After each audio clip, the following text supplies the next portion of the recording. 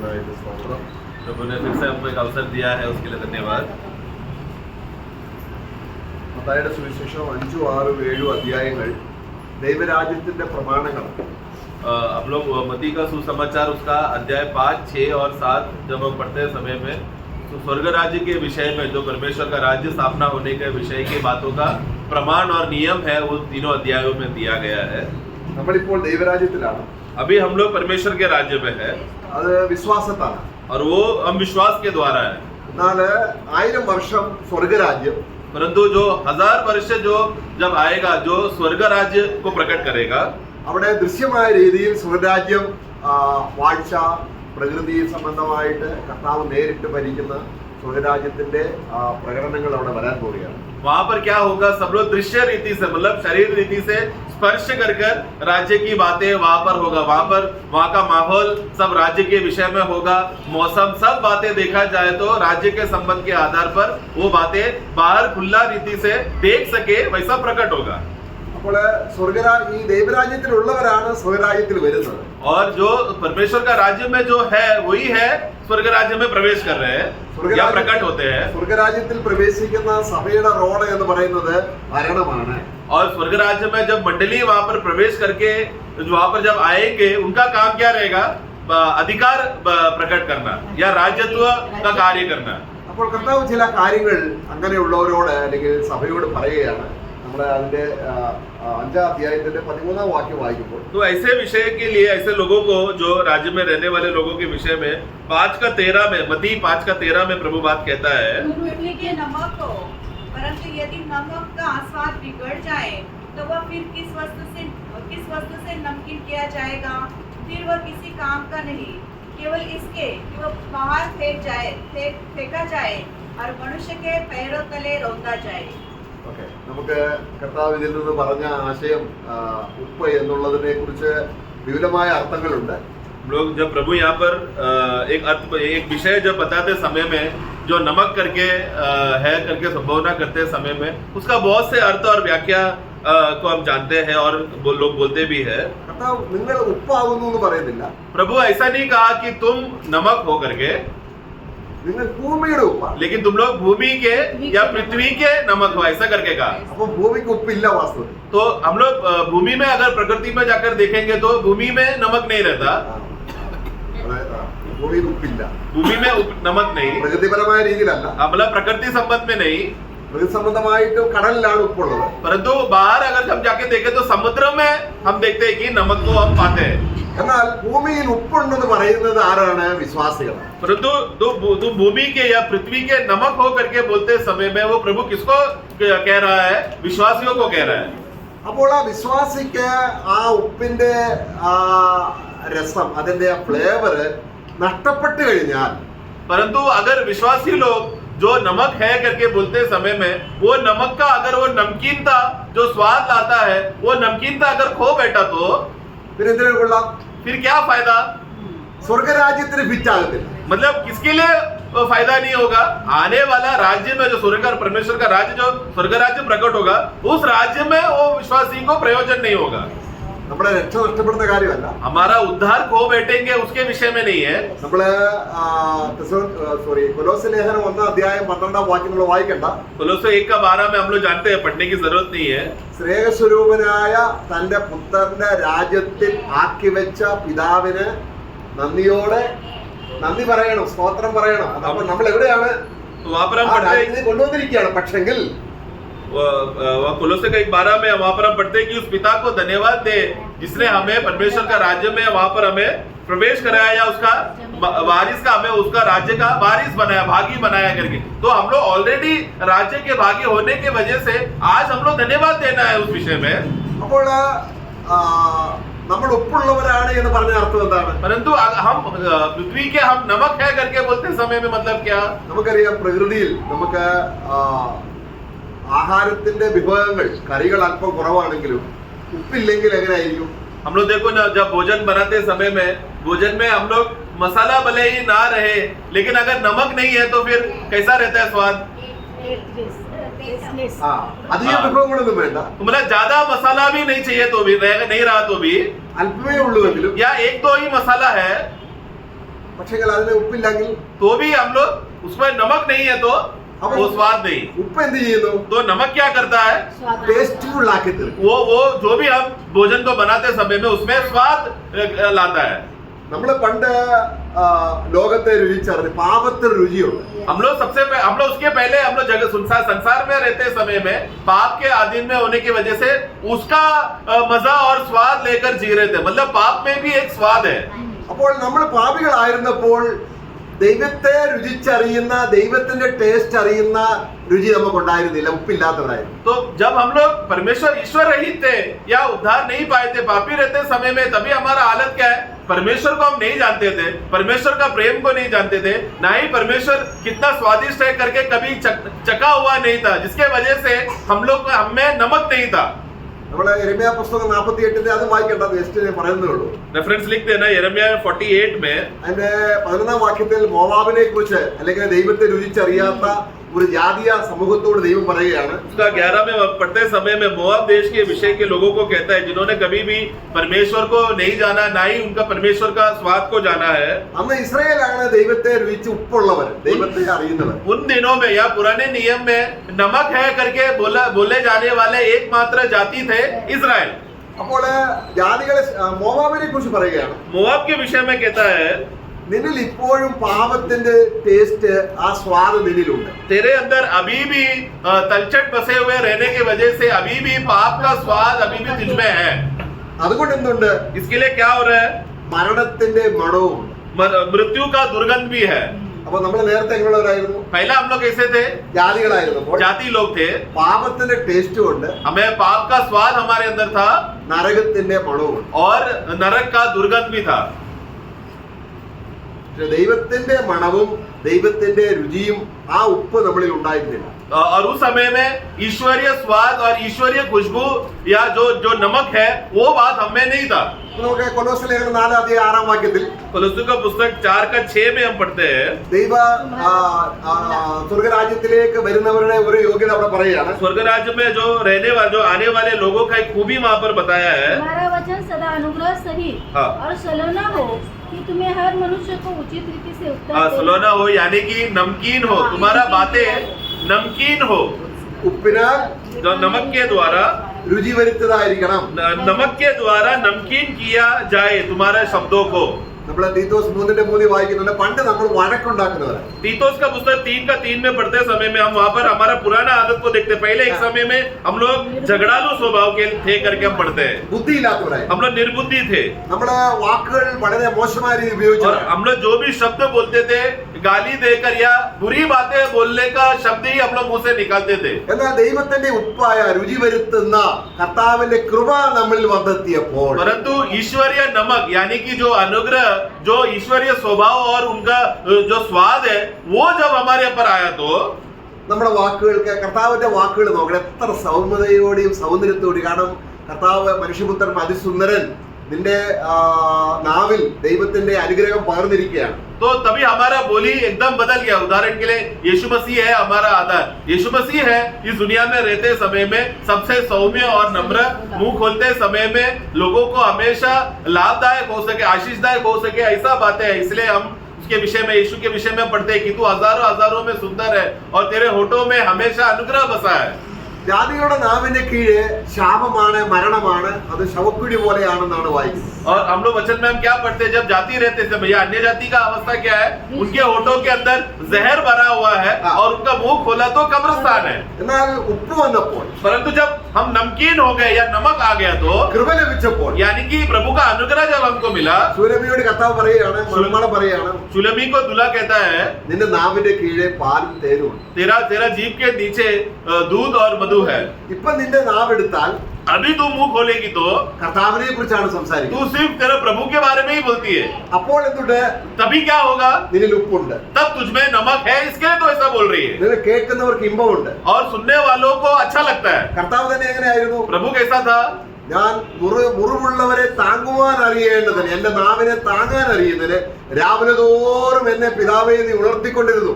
मेरे നാം എങ്ങനെയുള്ളതായിരുന്നു? प्रभु का ऑटो के विषय में उसका भविष्यवाणी में ऐसा लिखा है कि मैं दिन भर मैं जो कमजोर और जो निहत्ते जो गिरे हुए लोगों को उनको मैं संभाल सकूं, जो बीमार लोगों को उनको देखभाल कर सकूं, इसलिए सवेरे से ही मैं तेरा वाणी सुनने के लिए मैं तैयार था। അപ്പൊ കർത്താവ് ഭൂമിയിലായിരുന്നപ്പോൾ ഉപ്പുള്ളവനായിരുന്നു. इसके लिए प्रभु जब इस दुनिया में रहते समय में वो एकमात्र ऐसा मनुष्य था जो संपूर्ण रीति से नमक था, കൃപ കൊണ്ട് നിറഞ്ഞവനാണ്. यानी कि अनुग्रह से भरा हुआ। അവര് ദൈവത്തിനും കൊള്ളാം, മനുഷ്യർക്കും കൊള്ളാം. और वो क्योंकि नमकीन होने के वजह से परमेश्वर के लिए भी लाभदायक हुआ, मनुष्यों के लिए भी लाभदायक हुआ। സഭ എന്താണ്?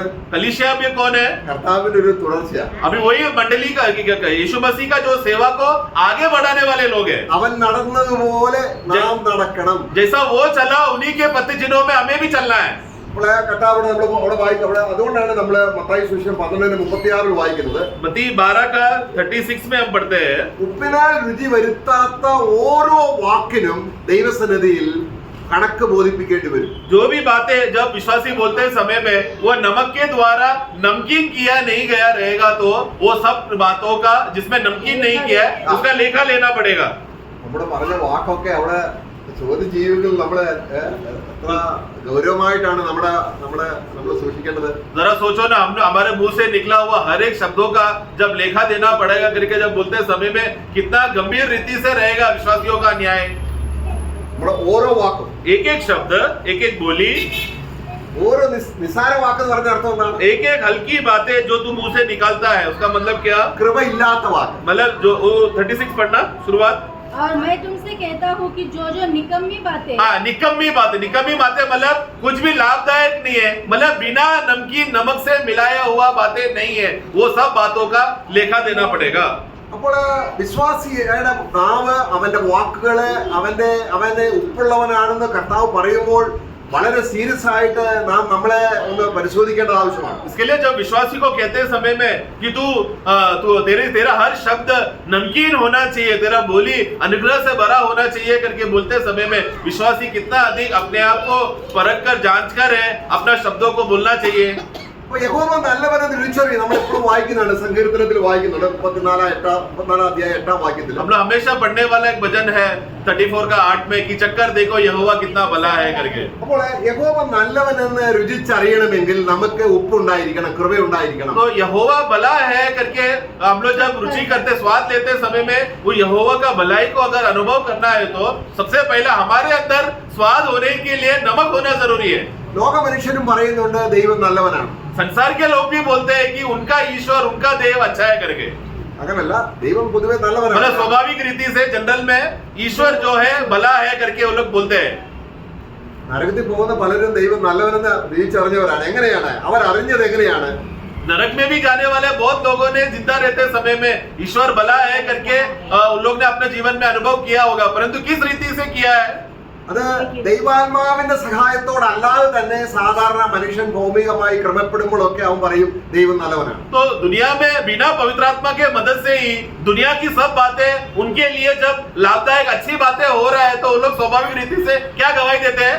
परमेश्वर अच्छा है करके। നമുക്കിതിനെ വ്യത്യാസം അറിയണമെങ്കിൽ, परंतु इसमें हमारे में और उनमें फर्क जानना है तो ധനവാനി ലാസറിന്റെ ഈ കാര്യം കർത്താവ് പറഞ്ഞു ശ്രദ്ധിച്ചാൽ, धनवान और लाजरस का वो घटना को अगर आप पढ़ेंगे तो उसमें ध्यान देगा तो काफी है। ലോകത്തിന്റെ ദൃഷ്ടിയിൽ संसार की नजर में ലാസറിന് ദൈവം നല്ലവനല്ല.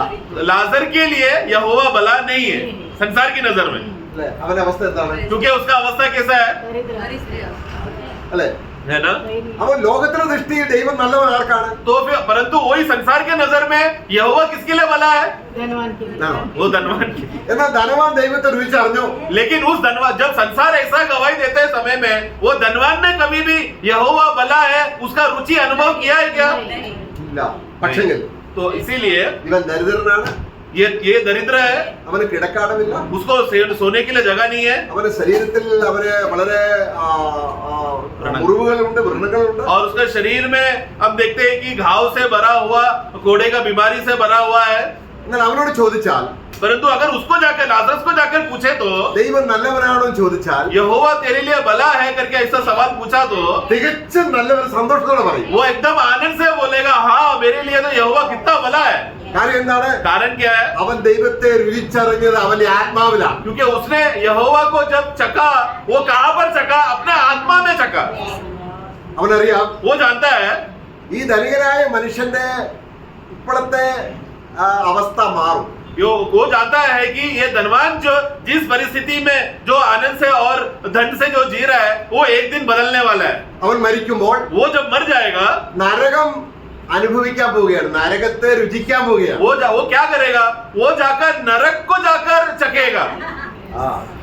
ഒരു ഒരു ഒരു താൽക്കാലിക കാലത്തേക്ക് ലോകം നല്ലതെന്ന് രുചിച്ചു. उसने वो धनवान जब जिंदा रहते समय में जो छोटा सा आयु था, वो छोटा सा आयु में उसने संसार को चक्कर आनंद होकर जिया. അദ്ദേഹത്തിന് ഉപ്പില്ല, उसके अंदर नमक नहीं, वो उसमें नमक नहीं है. എന്നാൽ ലാസറിനെ സംബന്ധിച്ചോളം लेकिन लाजरस के संबंध में കാണുന്നതിനെയല്ല, देखती हुई बातों में नहीं, കാണാത്തതിനെ जो नहीं दिखता, വിശ്വാസത്താൽ विश्वास के द्वारा ദൈവം അവൻ അനുഭവിക്കേണ്ട നരകത്തെ രുചിയെ എടുത്തു മാറ്റത് അവൻ അനുഭവിച്ചറിഞ്ഞു. परमेश्वर ने क्या किया? अपने पुत्र को भेजकर वो दरिद्र जो लाजरस एक दिन नरक में जाकर नरक का स्वाद चखना चाहिए था, उसको परमेश्वर ने अपने पुत्र को भेजकर, पुत्र ने वो सजा लेने की वजह से वो नरक का स्वाद को उसमें से हटा दिया. അപ്പോൾ ലാസർ ആരാണ് ഇപ്പോൾ? इसके वजह से अभी लाजरस क्या हो गया? ദൈവം നല്ലവനെന്ന് എല്ലാ ദിവസവും രുചിച്ചറിയുക. वो अभी रोज अभी ये गवाही दे पा रहा है कि मैंने सचमुच अभी यहोवा को चख लिया है करके रोज उसको स्वाद मिल रहा है. അവൻ ഉപ്പുള്ളവനാണോ? वो अभी नमकीन है क्या? नमक है क्या? തികച്ചും ഉപ്പുള്ളവനാണ്. सचमुच अभी लाजरस नमक है. ദൈവത്തെ അവന്റെ ആത്മാവ് രുചിച്ചറിയുകയാണ്. क्योंकि अभी वो परमेश्वर को अपने आत्मा में चक्कर वो कितना स्वादिष्ट है करके जान पा रहा है. അതെങ്ങനെയാണ്? നമുക്ക് എബ്രായ ലേഖനം 2:9 इब्रानियों 2:9 में हम पढ़ते हैं, നമ്മൾ നരകത്തിൽ പോയി രുചിക്കേണ്ട നരകവേദന എങ്ങനെ ദൈവം എടുത്തു മാറ്റി ഈ കാര്യത്തിലാണ് നമുക്ക് ദൈവത്തിന്റെ യഥാർത്ഥ രുചി മനസ്സിലാക്കാൻ കഴിയുന്നത്. किस रीति से परमेश्वर ने हमारे अंदर से हमारे लिए जो नरक और नरक का स्वाद जो हमारे लिए रखा था, वो बात को हटा दिया और प्रभु ने सहकर हमें बचाया है करके वो इस बात पर हम देखते हैं. 2:9 पढ़ेंगे. हम यीशु को जो स्वर्गदूतों से कुछ ही कम किया गया था, मृत्यु का दुख उठाने के कारण महिमा और आदर का मुकुट पहने हुए देखते हैं, ताकि परमेश्वर के अनुग्रह से वह हर एक मनुष्य के लिए मृत्यु का स्वाद चखे. മരണത്തിന്റെ സ്വാദ്, मृत्यु का स्वाद चखे. चखा. ആരുടെ മൃത്യു? किसका मृत्यु था? वो हमारा. നമ്മുടെ. हमारा मृत्यु. ഈ മരണത്തിന്റെ സ്വാദ് ഉള്ളപ്പോൾ നമുക്ക് ദൈവത്തെ രുചിക്കാൻ കഴിയുകയില്ല. जब तक एक व्यक्ति के अंदर, मनुष्य के अंदर यह मृत्यु का स्वाद वो मनुष्य स्वाद लेते रहता है, तब तक उसके अंदर ईश्वर को चखने के लिए, परमेश्वर को चखने उसको नहीं हो पाएगा. അത് എടുത്തു മാറ്റിയാൽ, परंतु वो मृत्यु का स्वाद को अगर हटा दिया तो ദൈവത്തിന്റെ ആസ്വാദന ഹൃദയത്തിലെത്തും. परमेश्वर का मिठास और नम्रता दया वो अनुभव कर पाएगा. നമ്മൾ ലൂക്കോസ് സുവിശേഷം 7 അധ്യായത്തിലെ ആ പട്ടണത്തിലെ പാപിനിയായ സ്ത്രീ, लूका का सुसमाचार 9 में वहां पर उस नगर का पापनी स्त्री അവരുടെ ഹൃദയം നിറഞ്ഞ്, കണ്ണുകൊണ്ട് നിറഞ്ഞ്, അവരുടെ തലമുടി കൊണ്ട് കർത്താവിനെ കാൽ തുടച്ച് കർത്താവിനെ ആ സേവിക്കാനുള്ള കാര്യം എന്താണ്? वो क्यों कैसा वो अपने हृदय से भरकर प्रभु को किसी भी रीति से मैं देखकर प्रभु को सेवा करने के लिए आंसू से पैर गिल्ला कर कर बाल से साफ करने का इतना बड़ा आग्रह, प्रभु को ऐसा सेवा करने का मन उसको क्यों हुआ? അവരുടെ പാപങ്ങൾ മോചിച്ചു കൊടുത്ത്, उसका पापों का क्षमा हुआ इसके लिए. പാപമുള്ളപ്പോൾ जब तक पाप रहता है ദൈവത്തെ രുചിക്കാൻ കഴിയില്ല. परमेश्वर को वो चख नहीं पाएगा, क्योंकि नमक नहीं है. അപ്പൊ എവിടെയാണ് കർത്താവിന് രുചി വരുന്നത്? കർത്താവ് നല്ലവരെ രുചിച്ചറിയുന്നത് എവിടെയാണ്? तो कब है, कौन सा परिस्थिति में है, या कब होता है कि हम यहोवा तू कितना भला है चक्कर में अनुभव कर लिया, ये कब होता है? आप समाने के. എന്റെ മരണത്തിന്റെ, എന്റെ ശാപത്തിന്റെ തിക്തഫലം ക്രിസ്തു അനുഭവിച്ചു, അവർ രുചിച്ചറിഞ്ഞു. मैं मतलब मेरा पाप और श्राप का जो फल है, जो स्वाद है, जब प्रभु ने ले लिया, उसको हटा दिया, मेरे बदले वो जब ले लिया है करके ये विश्वास करते समय में. കർത്താവ് പരസ്യമായിട്ട് പലപ്പോഴും അത് വിളിച്ചു പറയാറുണ്ടായിരുന്നു. प्रभु जब भूमि में सेवा करते समय सबके सामने ये बात बोला है. കർത്താവ് യോഹന്നാന്റെ സുവിശേഷം 8:52 വിളിച്ചു പറയുകയാണ്, യോഹന്നാൻ 8:52 में प्रभु जोर से चिल्लाकर कहता है, എന്നിൽ വിശ്വസിക്കുന്നവൻ മരണം ആസ്വദിക്കയില്ല. जो मुझ पर विश्वास करेगा वो कभी मृत्यु को नहीं चखेगा, मृत्यु का स्वाद न चखे. मृत्यु का स्वाद को ना चखेगा. അപ്പൊ മരണത്തിന് സ്വാദുണ്ടോ? मतलब मृत्यु का स्वाद है क्या? ഉണ്ട്. है. അപ്പോൾ അതെന്താണ്? वो क्या है?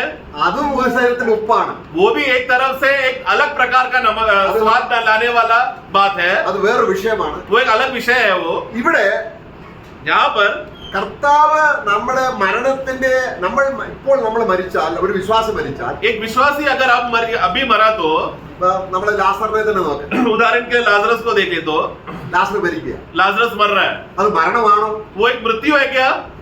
അല്ല, नहीं, ഇത് മരണമല്ല, वो मृत्यु नहीं है। ഡിപ്പാർച്ചർ ആണ്. मतलब वो एक स्थान से दूसरा स्थान की ओर जा रहा है, खाली एक यात्रा हो रहा है खाली। അവനെ ദൂതന്മാർ വന്ന് കൊണ്ടുപോവുകയാണ്. उसको उधर क्या किया? स्वर्गदूत लोगों ने आकर उसको लेकर गया। കാര്യം എന്താണ്? कारण क्या है? അവൻ ഉപ്പുള്ളവനായിരുന്നു, क्योंकि वो नमक था, ദൈവത്തെ രുചിച്ചവനാണ്, उसने यहोवा को, परमेश्वर को चखा था, പാപമോചനം ലഭിച്ചവനാണ്. पाप का क्षमा मिला था, അവന്റെ മേൽ ന്യായവിധിയില്ല. उसके ऊपर अभी न्याय का दंड की आज्ञा नहीं है, അത് കർത്താവ് അനുഭവിച്ചു എന്നുള്ള ആ വലിയ കൃപ അവൻ അനുഭവിച്ചു. क्योंकि उसके ऊपर आया हुआ दंड का विधि प्रभु ने ले लिया है करके वो उसने अपना जीवन में विश्वास किया था।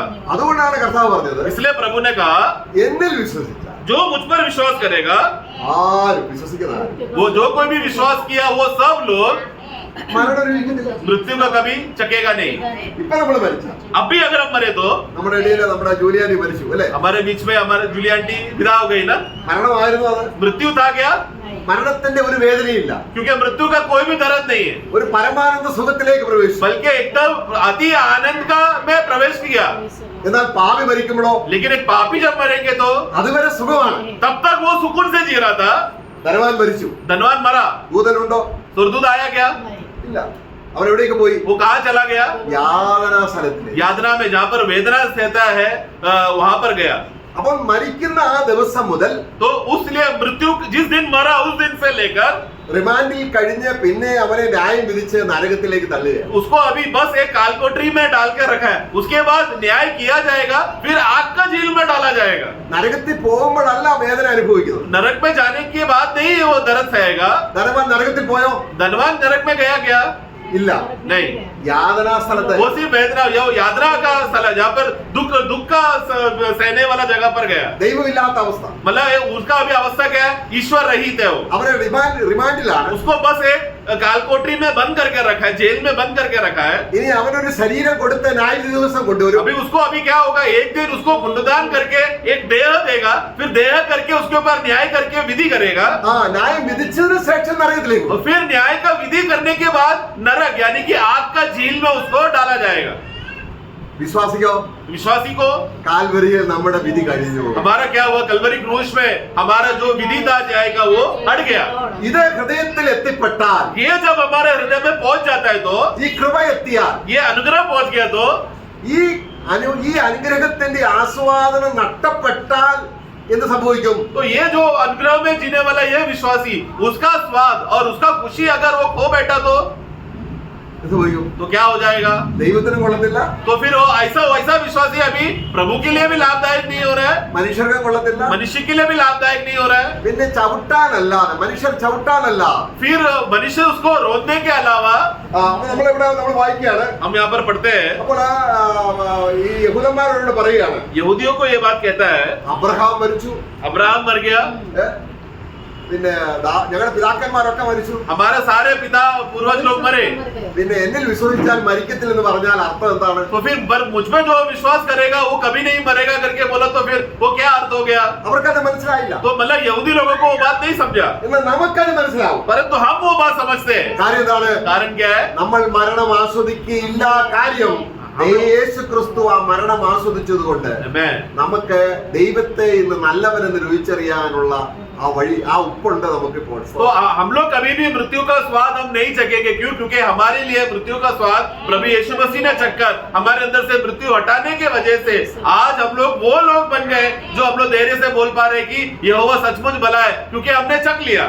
ഈ മരണത്തിന്റെ ഒരു മുഖാമുഖത്തിലേക്ക് വന്ന ഒരു രാജാവുണ്ട്, ഹിസ്കിയ രാജാവ്. हिजकिय्याह राजा अपने दिनों में उसने अपना मृत्यु को आमने सामने देखा। അദ്ദേഹം ദൈവത്തോട് തന്റെ മരണത്തിൽ നിന്നും അല്ലെങ്കിൽ തന്റെ ശാരീരിക മരണത്തിൽ നിന്നും വിടുതൽ കിട്ടിയപ്പോൾ താൻ പറഞ്ഞ ഒരു കാര്യമുണ്ട്. तो उसको जब मृत्यु आते समय में उस मृत्यु से जब उसको छुटकारा मिला थोड़े समय के लिए, तो मृत्यु से बच गया, तो तब उसने एक बात कहा। നമ്മൾ യശയ്യാവിന്റെ പുസ്തകം 38:17 അതുള്ളത്. Isaiah 32 का 17 में हम पढ़ते हैं, 38 का 17। शांति ही के लिए मुझे बड़ी कड़वाहट मिली, परंतु तूने स्नेह करके मुझे विनाश के गड्ढे से निकाला है। क्योंकि मेरे सब पापों को तूने अपनी पीठ के पीछे फेंक दिया है। നമുക്ക് അദ്ദേഹം പറയാണ് उन्होंने वो कहता है അദ്ദേഹത്തിന്റെ കാലിന് ഒരു വലിയ പരുവൊക്കെ വന്നു. उनका पैर में फोड़ा आया था തനിക്ക് ശാരീരിക അസ്വസ്ഥയൊക്കെ ഉണ്ടായി. और शारीरिक रीति से बीमारी उसमें था. അപ്പൊ അദ്ദേഹം സൗഖ്യം പ്രാപിച്ചപ്പോൾ ദൈവത്തോട് പറയുകയാണ്, और वो चंगाई मिलने के बाद वो प्रभु से कहता है എന്റെ പ്രാണനെ मेरा प्राण को എന്ത് ചെയ്തു? क्या किया? നാശക്കുഴിയിൽ നിന്ന്. नाश का गड्ढे से. നാശത്തിന്റെ കുഴി എന്താണ്? नाश का गड्ढा क्या है? നിത്യകാലം മരണത്തിന്റെ വേദന രുചിക്കുകയാണ്. मतलब नाश का गड्ढा मतलब उधर क्या होने वाला है? सर्वदा के लिए अनंतता तक वहां पर मृत्यु का स्वाद को वो चखते ही रहेगा. മരണത്തിന്റെ വേദന जो मृत्यु का जो दर्द और वेदना है അവർ രുചിക്കുകയാണ്. उधर वो उस गड्ढे में क्या करेगा? नाश के गड्ढे में सर्वदा के लिए हमेशा हमेशा के लिए उसी का स्वाद को लेते रहेगा. എന്നാൽ അതിൽ നിന്നും परंतु उस गड्ढे में से എന്നെ രക്ഷിച്ചു. मुझे बचाया. എങ്ങനെ രക്ഷിച്ചു? कैसा बचाया? സ്നേഹത്തോ. प्रेम से. അതാണ് രുചി. वो है रुचि, वो है स्वाद, वो है नमक. ദൈവസ്നേഹം നമ്മൾ നഷ്ടപ്പെട്ടു പോയാൽ, अगर ईश्वर का परमेश्वर का प्रेम को ही अगर हम खो बैठे तो, ഈ ഉപ്പ് നഷ്ടപ്പെട്ട, या ये नमक को अगर हम खो बैठे तो, അല്ലെങ്കിൽ കൃപ यानी कि प्रभु का अनुग्रह को खो बैठे तो, നമ്മൾ നഷ്ടപ്പെട്ടാൽ, उसको ही खो दिया. കൊരിന്ത്യർ 13 അധ്യായം അതിലൊരു നല്ല ഒരു അധ്യായമാണത്. पहला कोरिन्थी 13 अध्याय एक बहुत ही अच्छा अध्याय है. നമ്മൾ ഈ ഉപ്പില്ലാതെ എന്ത് ചെയ്താലും मतलब हम लोग बिना ये नमक के बगैर अगर हम लोग कुछ भी कर बैठा तो ഒരു പ്രയോജനമില്ല. कुछ भी लाभ नहीं, फायदा नहीं. അപ്പോൾ നിങ്ങൾ അവിടെ ഉപ്പുള്ളവരായിരിക്കണം എന്ന് പറയുമ്പോൾ അർത്ഥം എന്താണ്? वहाँ पर तुम लोग नमक रहना करके बोलते समय में किस रीति से है?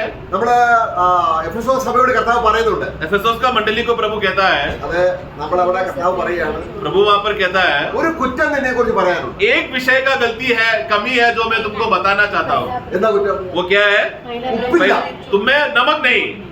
നീ ഒരുപാട് കാര്യങ്ങൾ ചെയ്യുന്നുണ്ട്, तुम लोग बाहर से बहुत से बातें तुम लोग ने किया, ഒരുപാട് വിഭവങ്ങൾ ഉണ്ടാക്കുന്നുണ്ട്, ഒരുപാട് കറികൾ, बहुत तुम लोग ने भाजी और सब्जी और करी तुम लोग ने बहुत सारा खाना बनाया, लेकिन മാർത്തയുടെയും മറിയയുടെയും വീട്ടിൽ ചെന്നപ്പോൾ ഇതാണ് സംഭവിച്ചത്. यही बात हम लोग मार्ता मरियम के घर पे भी हुआ.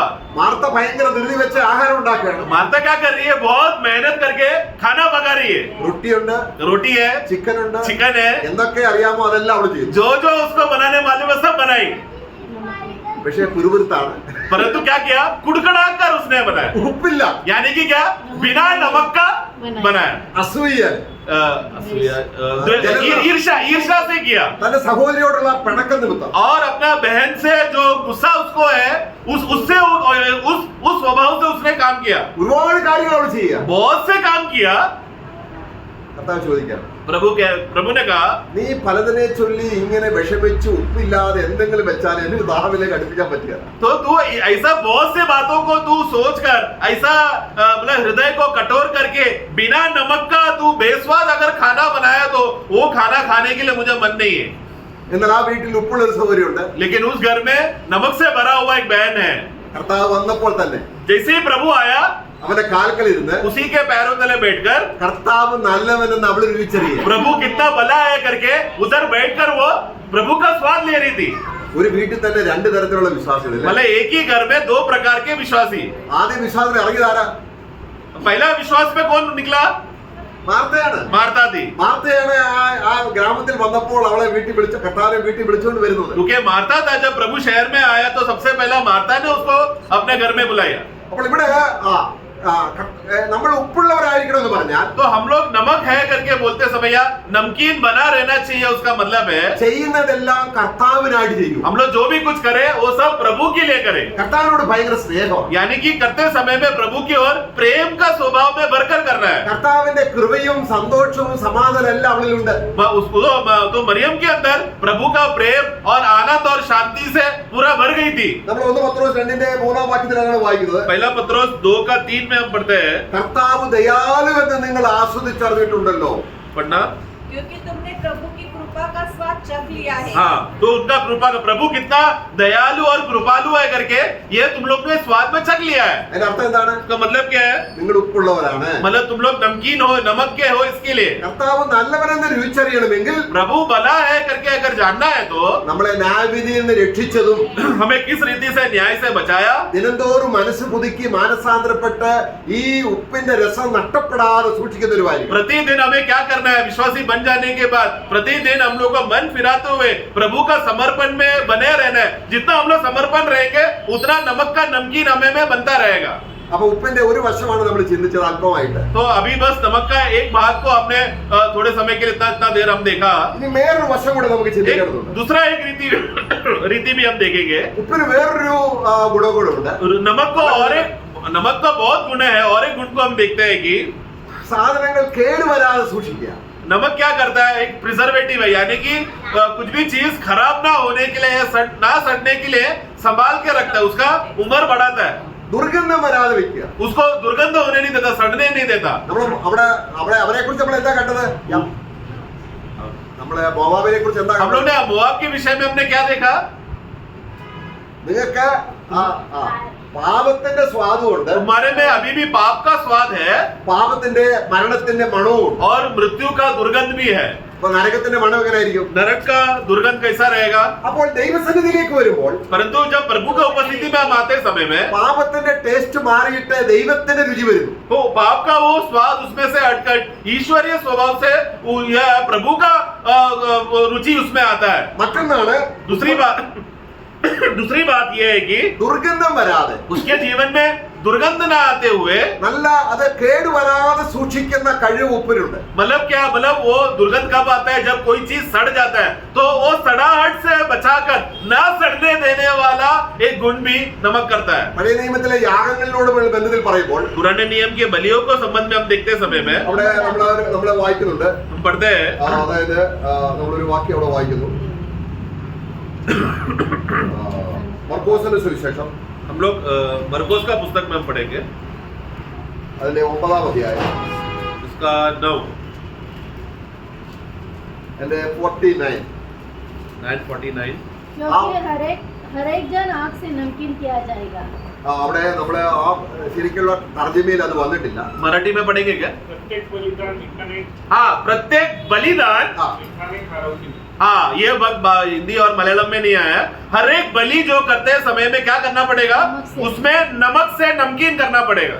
Every sacrifice shall be salted with salt. हर एक जो बलिया है भेंट चढ़ाते समय में उसको नमक से नमकीन करना।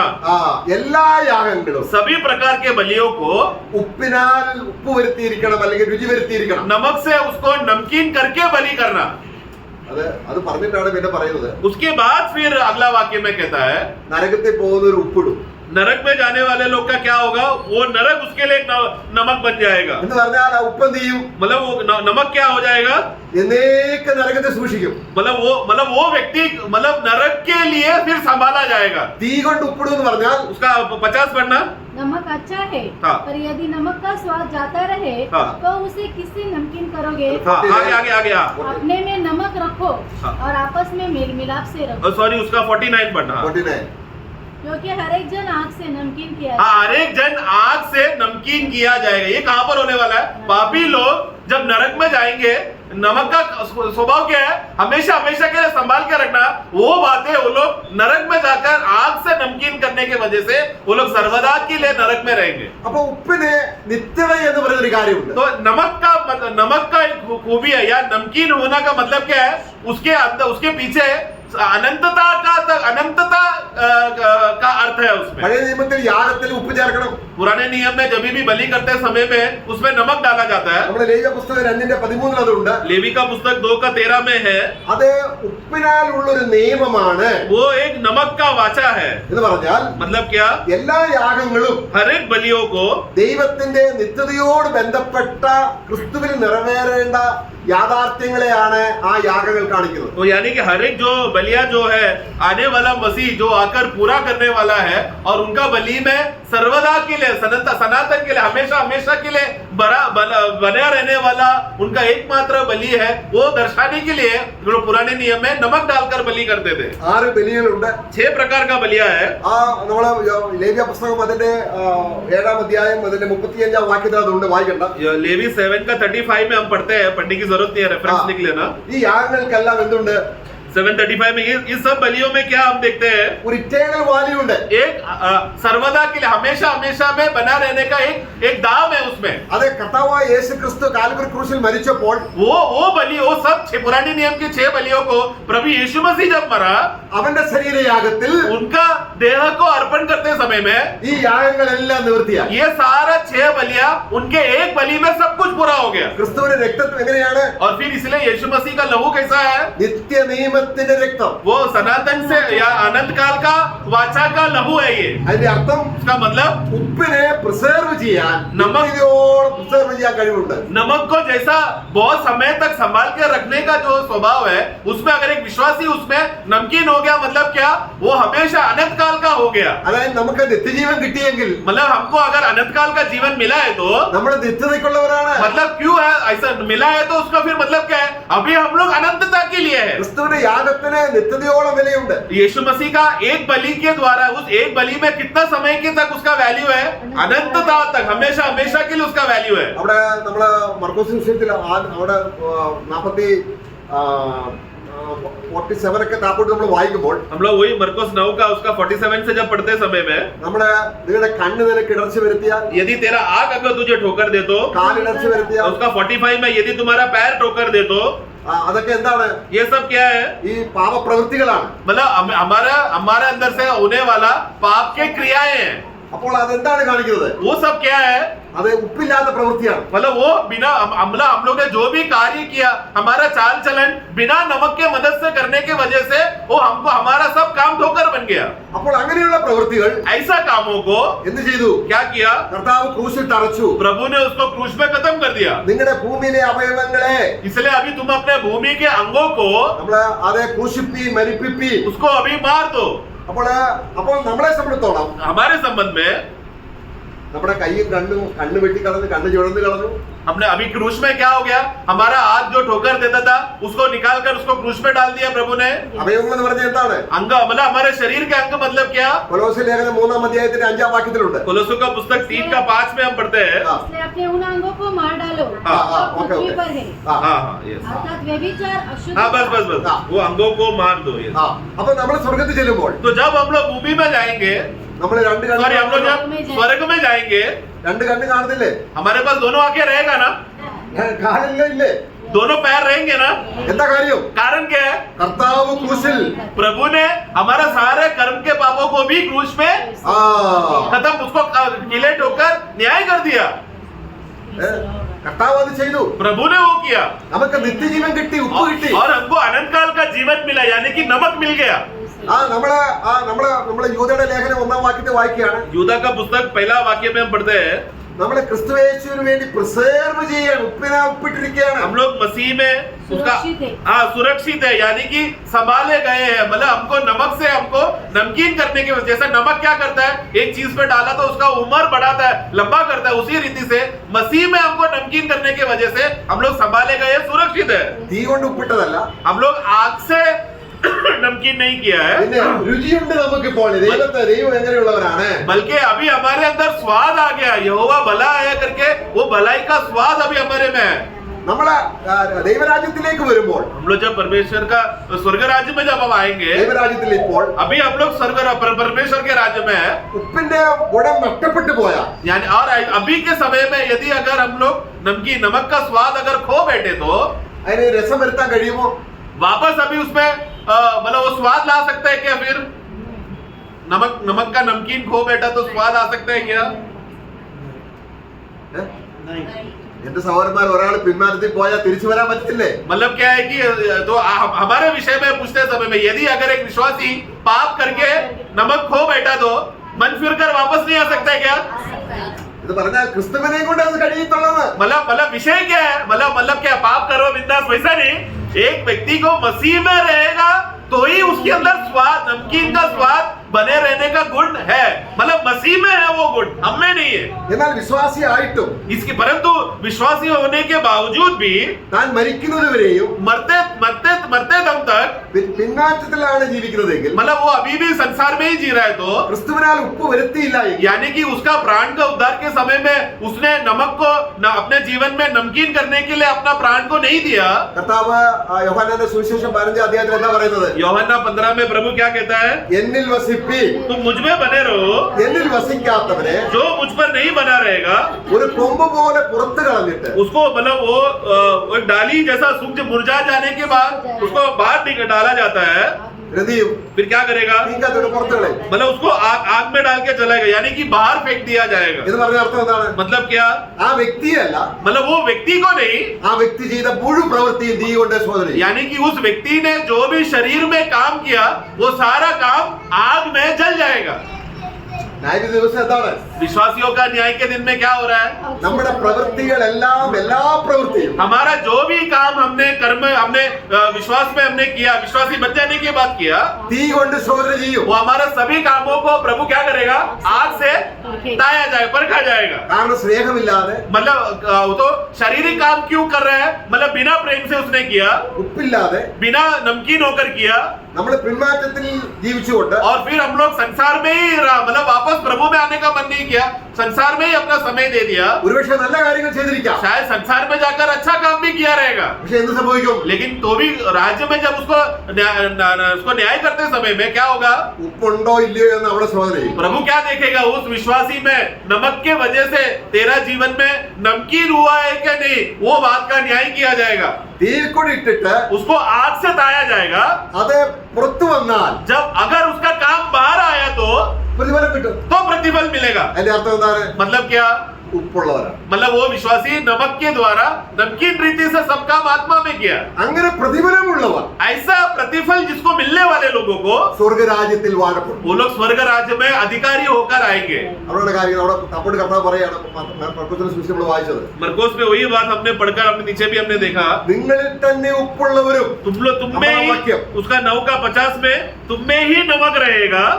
നിങ്ങളിൽ തന്നെ ഉപ്പുള്ളവരായിട്ട് നമ്മൾ സൂക്ഷിച്ചു കൊള്ളണം. 9 का 50 नमक अच्छा है, हाँ। पर यदि नमक का स्वाद जाता रहे तो उसे किससे नमकीन करोगे? हाँ, आगे अपने में नमक रखो। अपने में नमक रखो, मतलब हैव सॉल्ट इन योरसेल्फ, अपने में ही नमक रखो। നമ്മൾ ഈ വാക്യത്തോടുള്ള ബന്ധത്തിൽ इस वाक्य के संबंध में 2 കൊരിന്ത്യർ 13 അധ്യായത്തിന് 5 വാക്യം ഒന്ന് വായിക്കാം. 2 कोरिन्थी 13 का 5 पढ़ेंगे। നമ്മളെ ഒന്ന് പരിശോധിക്കണം. आपको परखो हाँ। कि विश्वास में हो कि नहीं, हाँ। अपने आप को जांचो। എന്ന് പറഞ്ഞ अर्थം എന്താണ്? इसका मतलब क्या है प्रियो? നിങ്ങൾ ഉപ്പുള്ളവരാണോ എന്ന് നിങ്ങളെ തന്നെ ഒന്ന് പരിശോധിപ്പി. आगे बढ़ो, अपने आप को जांचो। क्या क्या तुम तुम अपने विषय में यह नहीं जानते हाँ। कि यीशु मसीह तुम में है? हाँ, यीशु मसीह, तुम तो अभी हमारे विषय को इसमें डालो। तुम अपने आप को जांचो और अपने आप को परख के देखो कि तुम में सब कुछ सचमुच नमक है कि नहीं। यदि नमक है तो तुम लोग लायक हो गए, नहीं तो हम लोग डिस्क्वालीफाई हो जाएगा। ക്രിസ്തു നിങ്ങളിൽ ഉണ്ടെങ്കിൽ यदि मसीह तुम में है तो നിങ്ങൾ അപ്രൂവ്ഡ് ആണ്. आगे बढ़ना। നിങ്ങൾ കൊള്ളാവുന്നവരെന്നാണ് നമ്മള് हाँ, यदि मसीह तुम में है तो, नहीं तो तुम जांच में निकम्मे। हाँ, जांच में निकम्मेट है तो हमें निकम्मा, मतलब हम लोग डिस्क्वालीफाई हो रहे हैं। मसीह है तो हम लोग अपनाए गए हुए लोग हैं, स्वीकारे गए लोग हैं। കൊള്ളാത്തവരാണെങ്കിൽ अगर निकम्मे है तो എന്ത് സംഭവിക്കും? मतलब क्यों अगर हम लोग निकम्मे ठहराए गए, സ്വർഗരാജ്യത്തിൽ വാഴ്ചയില്ല. तो ऐसा विश्वासियों को राज्य में उनको स्थान और पदवी नहीं, मतलब वो वहां पर लाभदायक नहीं होगा। അർത്ഥം എന്താണ്? उसका मतलब क्या है प्रियो? അപ്പൊ ക്രിസ്തു നമ്മളിൽ ഉണ്ടോ? तो इसके लिए हम जांचो कि मसीह तुम में है कि नहीं। तुम लोग डूबते समय में मसीह में हो कि नहीं करके देखना है। അതാ കർത്താവിന്റെ മേശയിൽ വരുമ്പോൾ അത് തന്നെയാണ്, നിങ്ങളെ തന്നെ ശോധന ചെയ്യുവീൻ. इसलिए हम लोग मेज में आते समय में यही बात को हम देखते हैं कि अपने आप को जांचो। അതിന്റെ അർത്ഥം എന്താണ്? मतलब क्या?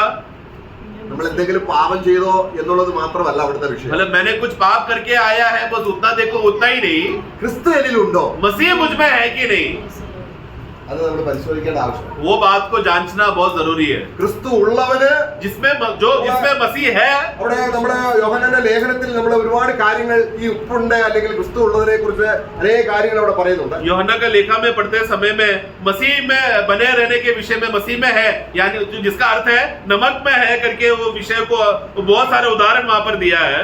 1 യോഹന്നാൻ അതിന്റെ 5:12 വായിക്കുകയാണ്. पहला यूहन्ना 5 का 12 में जिसके पास पुत्र है उसके पास जीवन है, हाँ। और जिसके पास परमेश्वर का पुत्र नहीं उसके पास जीवन भी नहीं। ആ അപ്പോൾ പുത്രനുള്ളവന് ജീവനുണ്ട്, जिसके पास पुत्र है उसके पास जीवन भी है, പുത്രനുള്ളവന് പിതാവുണ്ട്, जिसके पास पुत्र है उसको पिता है, പുത്രനുള്ളവന് ആത്മാവുണ്ട്, जिसके पास पुत्र है उसके पास आत्मा है, പുത്രനുള്ളവന് ഉപ്പുണ്ട്, मतलब जिसके पास पुत्र है उसमें नमक है, പുത്രനുണ്ടെങ്കിൽ സമാധാനമുണ്ട്, पुत्र है तो शांति है, എല്ലാം ഉണ്ട്. सब है। പുത്രനുണ്ടെങ്കിൽ എന്തുണ്ട്? पुत्र है तो सब कुछ है। मैं, എല്ലാം ഉണ്ട്. क्या क्या है, सब बातें मसीह में है। നല്ല പ്രവൃത്തികളുണ്ട്, हमारे अच्छे भले भले काम है, ईश्वरीय स्वभाव से भरा हुआ काम है, എല്ലാം ഉണ്ട്. सब है। പുത്രനുണ്ടെങ്കിൽ നമ്മൾ എവിടെ വരും? पुत्र है तो हम लोग कहाँ प्रकट होंगे? राज्य में। Yes. അപ്പൊ നമ്മൾ എന്താ ചിലപ്പോ നമ്മൾ ചിന്തിക്കും പുത്രനൊക്കെ ഉണ്ടെന്നേ ആയിരിക്കും, പക്ഷേ उस दिन जब न्याय करते समय में हम लोग क्या सोचकर जा रहे हैं? हाँ मसीह मुझ में है, ऐसा सोचकर हम जा रहे हैं न्याय के दिन में। അപ്പൊ കർത്താവ് പറഞ്ഞതിന്റെ സീരിയസ്നെസ് മനസ്സിലായോ? उसके लिए प्रभु जब बोल रहे हैं कि तुम लोग नमक है, तुम में ही नमक रहना चाहिए करके बोलते समय में उसका गंभीरता आप समझते हो क्या? നമുക്ക് ക്രിസ്തു ഉണ്ടെങ്കിൽ മാത്രമേ പരിശുദ്ധാത്മാവിനാൽ വചനം രുചിച്ചറിയാൻ കഴിയുള്ളൂ. अगर हम मसीह में रहे या एक विश्वासी में मसीह बना रहेगा तो ही वो विश्वासी वचन पढ़ते समय में स्वाद से वो पढ़ सकता है। ക്രിസ്തു ഉണ്ടെങ്കിൽ മാത്രമേ ഹോളി സ്പിരിറ്റ് ആത്മാവിന്റെ ഫലങ്ങൾ ഉളവാക്കുകയുള്ളൂ. तो अगर मसीह में उसमें बना रहा, मसीह का नमकीन स्वभाव उसमें बना रहा तो ही आत्मा का फल उसमें दिखाई देगा। ആ ക്രിസ്തു ഉണ്ടെങ്കിൽ മാത്രമേ നമുക്ക് വചനം പരിശുദ്ധാത്മാവിനെ സന്തോഷത്തോടെ സ്വീകരിക്കാൻ കഴിയുള്ളൂ. तो अगर मसीह रहा तो ही उसको, वो विश्वासी को प्रभु का आत्मा के मदद से वचन को ग्रहण कर पाएगा। ക്രിസ്തു ഉണ്ടെങ്കിൽ മാത്രമേ നമുക്ക് സഹിഷ്ണുത ഉണ്ടാകുകയുള്ളൂ. मसीह रहा तो ही वो धीरज से, सहनशीलता में सब काम कर पाएगा। പല ഘട്ടങ്ങളും പ്രയാസങ്ങളെല്ലാം നമ്മുടെ മേൽ വരും. हमारे जीवन में बहुत सारे नाना प्रकार के कष्ट आएंगे, നമ്മുടെ ജീവിതത്തിൽ ധൈര്യം ഉണ്ടാകണമെങ്കിൽ, परंतु हमारे जीवन में वो हिम्मत और धैर्य बने रहने के लिए ഭയമില്ലാതെ ജീവിക്കണമെങ്കിൽ बिना डरे जीना है तो ആരുണ്ടായിരിക്കണം? कौन रहना चाहिए साथ में? मसीह रहना चाहिए, या हम लोग नमक रहना चाहिए। ക്രിസ്തു ഉണ്ടെന്ന് നമ്മൾ ശരിക്കും മനസ്സിലായ इसके लिए हम मसीह हम में है करके ये बात का अर्थ अगर सही रीति से जान पाए तो നമ്മൾ ധൈര്യശാലികളാണ്. हम लोग धैर्य से भरे हुए लोग हैं। ക്രിസ്തു ഉള്ളവർ ആരാണ്? मसीह जिसमें है उन लोग कौन है? ലോകത്തെ ജയിച്ചവരാണ്. वो लोग संसार पे जय पाए हुए लोग हैं। ക്രിസ്തു ഉള്ളവർ ആരാണ്? मसीह है तो क्या है? സാത്താനെ തോൽപ്പിച്ചവരാണ്. शैतान को हराए हुए झुंड है। കാരണം അവിടെ കർത്താവ് അവിടെ യോഹന്നാന്റെ ലേഖനത്തിൽ യോഹന്നാൻ 2-ാം അധ്യായം വായിക്കുകയാണ്. पहला यूहन्ना 2 में हम पढ़ते हैं, ദൈവവചനം നിങ്ങൾ ശക്തരാകിയാലും परमेश्वर के वचन के द्वारा तुम लोग बलवंत रहकर, വചനം നിങ്ങളിലുണ്ട്. वचन तुम में है। വചനം ഉണ്ടെന്ന് പറഞ്ഞ അർത്ഥം എന്താണ്? वचन है मतलब कौन है? ക്രിസ്തു ഉണ്ട്. मसीह है। വചനം സജീവമെങ്കിൽ वचन अगर भरपूरता से है तो ക്രിസ്തു നമ്മിൽ നിറഞ്ഞു നിൽക്കുക. मसीह हमेशा हमारे बर्तन में, हमारे अंदर भरा हुआ स्तर पर है। അപ്പൊ വചനം നിങ്ങളിലുണ്ടെങ്കിൽ यदि वचन तुम में है तो നിങ്ങൾ സാത്താനെ ജയിച്ചിരിക്കുന്നു. तुम लोग शैतान को में जीत जय पाए हो। हाँ। പണ്ട് നമ്മൾ ഭീരുക്കളായിരുന്നു. पहला हम लोग डरपोक थे, നമുക്ക് ഒരു ഗുണവും മണവും ഉണ്ടായിരുന്നില്ല. हमारे में कोई भी अच्छा गुण भी नहीं था और दुर्गंध से भरे हुए थे, പക്ഷെ ഇപ്പോൾ परंतु अब ഉപ്പുള്ളവരായപ്പോൾ नमक बन गए तो നമ്മൾ ആരാണെന്ന് അറിയാം? अभी हम लोग कौन है प्रियो? സാത്താനെ നമ്മുടെ കാലിന് കീഴെ കൊണ്ടുവരിക. अभी हम लोग शैतान को भी अपने पैरों तले ला सके ऐसा अधिकार और पदवी में प्रभु ऊंचाई में बिठाया है। കാരണം നമ്മളിനിയും അത് ഭീഷണിയിലോ ഭയത്തിലോ നമ്മൾ ജീവിക്കേണ്ടവരല്ല. इसके वजह से अभी डर में या खौफ में जीने का जरूरत नहीं है। അപ്പൊ കർത്താവ് इसलिए प्रभु നമ്മളിൽ ഉണ്ടെങ്കിൽ हम में है तो കർത്താവ് ഉള്ളവരും കർത്താവ് ഇല്ലാത്തവരും തമ്മിലുള്ള വ്യത്യാസം നമ്മൾ നോക്കാം. രണ്ടു കൂട്ടരെയും കർത്താവ് തന്നെ അവരെ പ്രിസർവ് ചെയ്യുന്നുണ്ട്. तो जिसमें प्रभु है और जिसमें प्रभु नहीं है करके ऐसा दो प्रकार के लोगों को देखते हैं। इन दोनों को प्रभु देखो कैसा संभालता है या ज्यादा समय तक टिका के रखता है करके हम देखते हैं। ഉപ്പിന്റെ ഒരു ഗുണം നമ്മൾ വായിച്ചു, ഇറ്റേണൽ ആയിട്ട് പ്രിസർവ് ചെയ്യാൻ കഴിവുണ്ട്. नमक का एक दूसरा गुण को हमने क्या देखा कि वो सर्वदा के लिए संभाल के रखता है, प्रिजर्व करता है, सर्वदा के लिए संभाल के रखता है। 2 പത്രോസ് 2:9 വാക്യം. दूसरा पत्रोस 2:9। तो प्रभु भक्तों को परीक्षा में से निकाल लेना और अधर्मियों को न्याय के दिन तक दंड की दशा में रखना भी जानता है। കർത്താവ് അറിയുന്നുണ്ട്. प्रभु जानता है, क्या जानता है? भक्तों को, धर्मियों को, भक्तों को परीक्षा में से निकाल लेना, हाँ परीक्षा में से निकाल देना और अधर्मियों को न्याय के दिन तक हाँ। दंड की दशा में रखना भी जानता है। അവിടെ കർത്തൃത്വത്തെ നിന്ദിക്കുന്നവരുന്നില്ലേ? കർത്തൃത്വത്തെ उसका 10 पढ़ना। विशेष करके उन्हें हाँ। जो अशुद्ध अभिलाषाओं के पीछे शरीर के अनुसार चलते हाँ। और प्रभुता को तुच्छ हाँ, जानते। प्रभुता को तुच्छ जानने वाले। അവിടെ കർത്തൃത്വത്തെ നിന്ദിക്കുക. तो ये अधर्मी लोग कौन है? ये लोग ने क्या किया? प्रभुत्व को उन्होंने तिरस्कार या जो स्थान नहीं दिया उन लोगों ने, ഇവിടെ കർത്തൃത്വം तुच्छ किया. കർത്തൃത്വം എന്ന് പറയുന്നത് यहाँ पर जो प्रभुत्व हुकूमत मतलब യേശു ക്രിസ്തുവിന്റെ കർത്തൃത്വം മാത്രമല്ല, केवल यीशु मसीह का प्रभुत्व के अर्थ में ही नहीं, എല്ലാ അധികാരങ്ങളെയും നിന്ദിച്ചു കളയും. वो लोग भूमि में जीते समय में जो भी प्रकार का अधिकारों को, जो सरकार होगा, राज्य होगा, पुलिस वाले, ये सब जो भी अधिकार जो स्थान नियुक्त करके रखा है, ये लोग अधर्मी लोग क्या करेंगे? सबके विरुद्ध हो जाएंगे. സഭയിൽ അധികാരമുള്ളവരുണ്ട്, खलीशा में भी अधिकारियों को हम देखते हैं, അവരുടെ അധികാര കർത്താവിലാണ്. उनका अधिकार कहां से आया? प्रभु से आया. പക്ഷെ അവരെ നിന്ദിക്കും. परंतु अभक्त लोग क्या करेंगे? या अधर्मी लोग, मंडली में भी अधर्मी लोग हैं, वो लोग क्या करते हैं? ऐसा अधिकार को लोग तुच्छ करेंगे. കർത്തൃത്വത്തെ നിന്ദിക്കുക. वो लोग अधिकारियों को, जो अधिकार प्रभुत्व को तुच्छ करना. എല്ലാ അധികാരങ്ങളും കർത്താവിൽ നിന്നാണ്. सब अधिकार और प्रभुत्व कहां से आया है? प्रभु से आया है.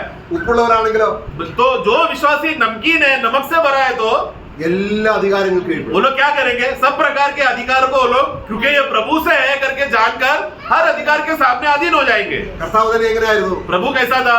എല്ലാ അധികാരത്തിലും सभी अधिकारियों में अधीन था. അവനെ കുറ്റം വിധിച്ചപ്പോഴും जब उनके ऊपर दोष लगाया, तो അവനെതിരെ വാക്കുകൾ പറഞ്ഞപ്പോൾ जब लोगों ने प्रभु के खिलाफ बात किया, तो അപ്പോൾ ഒരു വാക്ക് പോലും ഉച്ചരിക്കാതെ तब प्रभु ने कभी भी उनके खिलाफ उल्टा बदले में कुछ नहीं कहा. നീതി വിധിക്കുന്ന ദൈവത്തിന്റെ കരങ്ങൾ ഫലമേൽപ്പിച്ചുകൊണ്ട് धर्म से न्याय करने वाला परमेश्वर के सामने वो अधीन हुआ. അപ്പോൾ ഉപ്പുണ്ടെന്ന് പറഞ്ഞാൽ അർത്ഥം എന്താണ്? तो नमक है मतलब क्या?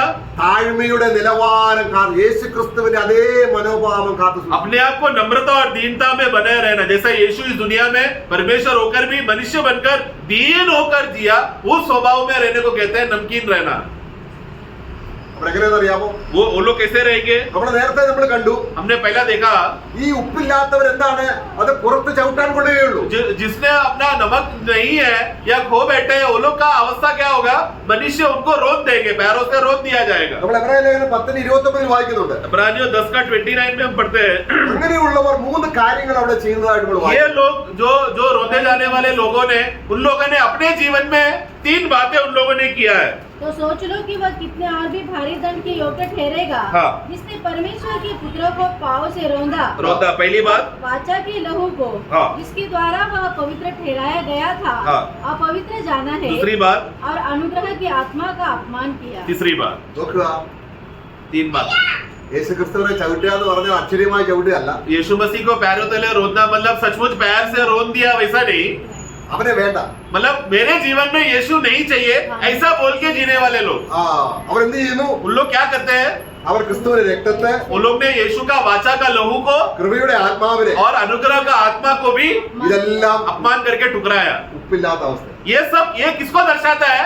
वो व्यक्ति में नमकीन स्वाद स्वभाव नहीं है या नमक नहीं है, ऐसा स्वभाव को दिखाता है. ആൾക്കാർക്ക് അങ്ങോട്ട് അടുക്കാൻ പറ്റത്തില്ല. ऐसे लोगों के दूसरे लोग उनके पास आने नहीं हो पाएगा, കാരണം ഒരു രുചിയില്ല. क्योंकि उनका बोली में कुछ भी स्वाद नहीं है, नमकीन स्वभाव नहीं है, हमेशा गाली देकर बात करते हैं. കഠിനമായ സ്വഭാവം. उनका हृदय हमेशा कठोर का स्वभाव से प्रकट होने वाले लोग. ദയയില്ല. दया नहीं दिखाता. യാതൊരു ക്രിസ്തുവിന് യാതൊരു ഗുണങ്ങളും ഇല്ല. मसीह का कोई भी प्रकार का गुण नहीं है. പണ്ട് നമ്മൾ അങ്ങനെ ആയിരുന്നു. ऐसा एक समय में हम थे, ഇപ്പോൾ നമ്മൾ എങ്ങനെയാണ്? परंतु अब हम कैसे हो गए मसीह में आने के बाद? നമ്മൾ അന്യോന്യം നമ്മൾ സമാധാനമുള്ളവരാണ്. इसके लिए हम लोग हमेशा एक दूसरे के साथ शांति में बने रहना. ഇപ്പോൾ താഴ്മയുള്ളവരാണ്. अभी हम लोग नम्र और अधीन होने वाले लोग हैं. ഇപ്പൊ സ്നേഹമുള്ളവരാണ്. अभी हम लोग प्रेम प्रकट करने वाले लोग हैं. അത്ര വലുതായിട്ടില്ലെങ്കിൽ പോലും, मतलब बड़ा एकदम बड़ा रीति से प्रकट नहीं कर रहा तो भी, അല്പം പോലും ഇല്ലെങ്കിൽ എങ്ങനെ വിശ്വാസം? लेकिन अगर थोड़ा भी नहीं है, एक बूंद भी का प्रेम भी नहीं दिखाया, तो फिर वो विश्वासी कैसा हो गया? കർത്താവ് പറയാണ്, प्रभु ने कहा ഭൂമിയിൽ ഉപ്പില്ല, भूमि में नमक नहीं है, എന്നാൽ നീതിമാൻ ആരുമില്ല, क्योंकि धर्मी जन कोई भी नहीं, एक भी नहीं, ദൈവിക ഗുണമുള്ളവരില്ല. ईश्वरीय गुण से भरा हुआ कोई भी नहीं. എല്ലാവരും പാപം ചെയ്ത് ദൈവദേശം നഷ്ടപ്പെട്ടു. सब लोग ने पाप किया और परमेश्वर के जो अनुग्रह जो महिमा से खो बैठे. എന്നാൽ ദൈവപുത്രൻ വന്നു. लेकिन परमेश्वर का पुत्र आया. ഇപ്പോൾ ദൈവം ആരാണെന്ന് മനസ്സിലായി. अभी परमेश्वर कौन है करके प्रकट हुआ. അവൻ ദൈവപുത്രൻ വന്നുവെന്നും परमेश्वर का पुत्र आया करके സത്യദൈവത്തെ അറിയാൻ നമുക്ക് വരം ലഭിച്ചു. और सत्य परमेश्वर को जानने का वर हमें मिला, ഇപ്പോൾ നമ്മൾ ആരാണ്? जिसके वजह से अभी हम कौन हो गए? എല്ലാം ഉള്ളവരാണ്. अभी हमारे पास मानो सब कुछ है, ऐसा स्थिति में हम पहुंच गए। സ്വർഗത്തിലെ സകല ആത്മീയ यानी അനുഗ്രഹങ്ങളാണ്. सब कुछ कहां पर? स्वर्ग के सभी प्रकार के आत्मिक आशीषों से हमें आशीषित किया है। നമ്മളെ ക്രിസ്തുവിൽ അനുഗ്രഹിച്ചിരിക്കുന്ന നമ്മുടെ കർത്താവായ യേശു ക്രിസ്തുവിന്റെ ദൈവവും പിതാവുമായ വാഴ്ത്തപ്പെട്ടു. आमेन। हमारा पिता परमेश्वर का महिमा हो, जिसने हमें पुत्र प्रभु यीशु मसीह में हमें आशीषित किया है। നമ്മൾ ഉപ്പിന്റെ രണ്ട് കാര്യങ്ങളാണ് നമ്മൾ ചിന്തിച്ചത്. हम लोग नमक का दो गुणों को हमने देखा। ഒന്ന് एक है, അത് രുചി വരുത്തുകയാണ്. एक है कि नमक का खासियत वो स्वाद लाता है। രണ്ട് दूसरा, അത് നിത്യതയോളം നമ്മളെ वो സംരക്ഷിക്കും. हमेशा हमें अनंत काल तक हमें संभाल के सुरक्षित रखता है। നമ്മള് ഒരു കാലത്ത് നമ്മള് നരകത്തിലേക്ക് എറിയപ്പെട്ടവരായിരുന്നു, അല്ലെങ്കിൽ നരകത്തിന് വേണ്ടിയുള്ളവരായിരുന്നു. एक समय में हम लोग नरक के लिए संभाले हुए लोग थे, ഇപ്പോൾ നമ്മളെ സ്വർഗത്തിലേക്ക് ദൈവം പ്രിസർവ് ചെയ്തിരിക്കുക. लेकिन अभी हम लोग क्या है? स्वर्ग के लिए हम लोग हमेशा हमेशा के लिए संभाले हुए लोग हैं। അപ്പോൾ കർത്താവ് ഇനി ഉപ്പ് എത്രത്തോളം ഉണ്ടെന്ന് നമ്മളെ പരിശോധിക്കാൻ പോവുകയാണ്. अभी जब प्रभु हमको न्याय के दिन जब बुलाएगा बीमा सीट में, उस विश्वासी में कितना नमकीन स्वभाव है उसका वजन लिया जाएगा न्याय के दिन में। ഉപ്പിന്റെ സ്വഭാവമുള്ള അല്ലെങ്കിൽ ആ രുചി വരുത്തുന്ന അതിന്റെ ആ ഫ്ലേവർ, അതിന്റെ ആ സേവർ ആൻഡ് ഫ്ലേവർ ഇതില്ലാതെ പോയാൽ, तो यदि नमक का नमकीनता और स्वाद अगर उसमें नहीं रहा तो നമുക്ക് കർത്താവിന്റെ അടുക്കൽ വന്ന് നമ്മൾ പാപങ്ങൾ ഏറ്റുപറഞ്ഞ് അവരുമായി നിരപ്പ് പ്രാപിച്ചാൽ, तो आज क्या करना? वो स्वभाव आत्मा जब प्रकट करते समय मुझ में नहीं है बोला तो तुरंत प्रभु के पास आकर अपना पापों को और गलतियों को अंगीकार करके पश्चाताप करके मन फिरकर वापस आना, നമ്മള് വീണ്ടും കർത്താവിൽ യഥാസ്ഥാനപ്പെടും. तो क्या होगा? मसीह में वापस हम लोग पुनर्स्थापित हो जाएंगे। എന്നാൽ അവസാനം വരെ അങ്ങനെ തുടർന്നാൽ, परंतु विश्वासी होने के बाद मरने तक उसने संसार को ही स्वाद लेता रहा, एक बार भी मन फिर कर आया नहीं, तो സ്വർഗത്തിൽ ചെല്ലുമ്പോൾ कैसा वो बच गया? उद्धार पाया इसलिए स्वर्ग में तो रहेगा, അവിടെ വരും. स्वर्ग में आएगा क्योंकि उद्धार पाया है। ഉപ്പുണ്ട്, नमक है, പക്ഷെ അത് लेकिन उसका नमकीनता खो बैठा। അപ്പൊ എന്ത് ചെയ്യും? तब क्या करेगा? मतलब रात उसको कोई भी अधिकार पदवी नहीं देगा।